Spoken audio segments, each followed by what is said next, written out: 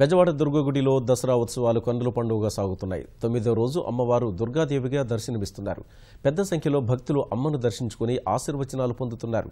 ఇంద్రకీలాద్రిపై లక్ష కుంకుమార్చనలు ఘనంగా జరుగుతున్నాయి. కోరిన కోర్కెలు తీర్చే కొంగు బంగారం బెజవాడ కనకదుర్గమ్మ సన్నిధిలో దసరా ఉత్సవాలు చివరి అంకానికి చేరాయి. 9వ రోజు అమ్మవారు దుర్గాదేవిగా భక్తులకు దర్శనమిచ్చారు.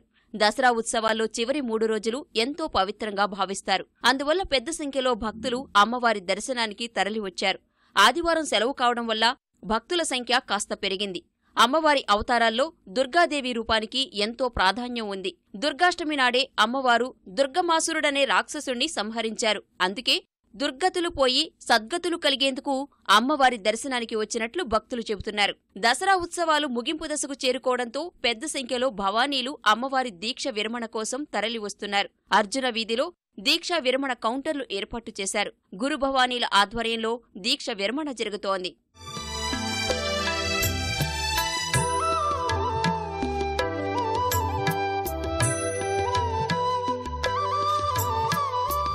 తెప్పోత్సవం ఘనంగా నిర్వహించేందుకు భారీ ఏర్పాట్లు చేస్తున్నారు.